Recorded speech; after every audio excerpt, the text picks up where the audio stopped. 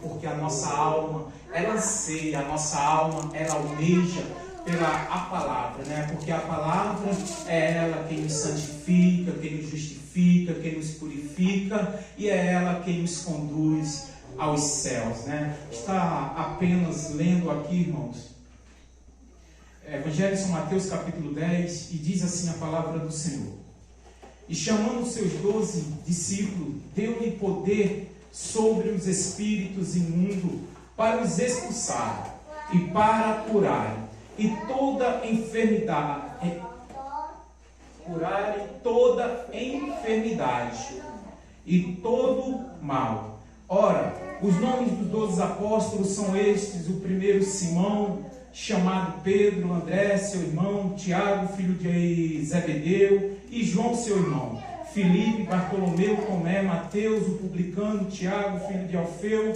Lebeu, apelidado Tadeu, Simão, o Zelote, e Judas Iscariote. Jesus enviou estes 12 e lhe ordenou, dizendo: não irei pelos caminhos da gente, nem entrareis em cidade de samaritanos, mas ide ante as ovelhas perdidas da casa de Israel, e indo pregai, dizendo: é chegado o reino dos céus. Curai os enfermos, limpai os leprosos, e ressuscitai os mortos, e expulsai os demônios. De graça recebeste, de graça dai. Amém, irmãos? Glorificado e exaltado seja o nome do Senhor. Nós sabemos que diante da palavra do Senhor, o Senhor chamou seus 12 e lhe determinou, lhe deu uma missão.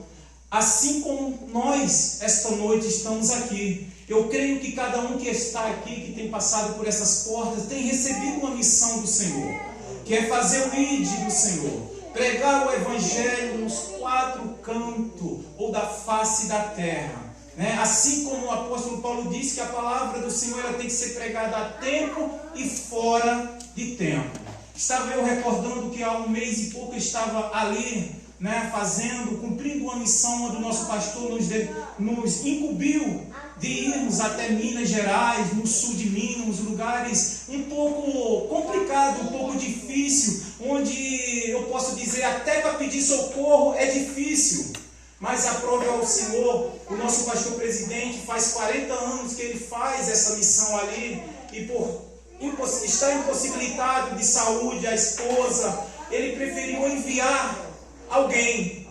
E ele, quando chega diante de mim, ele perguntou se dava para mim ir, assim, em cima da hora. E eu fiz assim como Isaías: eis-me aqui, envia-me a mim, e eu irei. Glória! Porque são poucos, irmãos, são poucos. Às vezes pensamos que o Evangelho é facilidade de vida. Hoje nas grandes metrópoles as pessoas pensam que o Evangelho é facilidade de vida, e o Evangelho ele é renúncia.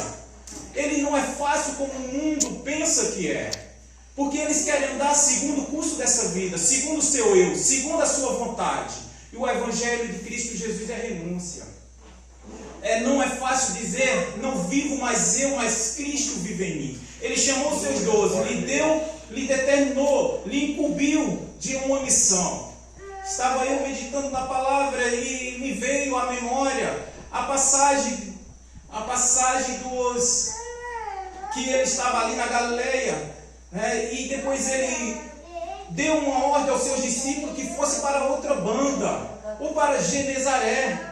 E ele despediu dos seus discípulos e ele falou: olha, vocês vão adiante, depois eu irei. E diz a palavra do Senhor que o Senhor Jesus, até o final do dia, despediu aquela multidão e subiu ao monte para orar.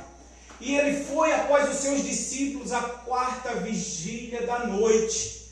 E nessa 4ª vigília da noite, irmãos, ao findar do dia até a 4ª vigília da noite, se não me falha a memória, era ali de 3 horas, ou era de 4 horas, até 6 horas da manhã. E quando Jesus, olha o tempo que Jesus levou para ir de encontro aos seus discípulos, e disse que os seus discípulos estavam no mar, e o vento era contrário, e eles estavam já com medo. E Jesus, depois de despedir a multidão, depois de um dia cansativo, ele, após descer do monte, ele não vai mais de barco. A Bíblia diz que o Senhor agora ele vai caminhando por cima das águas. Ele vai caminhando por cima das águas de encontro aos seus discípulos e se aproximando. Alguns dos seus discípulos olham e olha, um fantasma. Eis aí um fantasma que vem olhando e o Senhor fala: não temereis, não ficais com medo. Um deles, muito afoito, fala: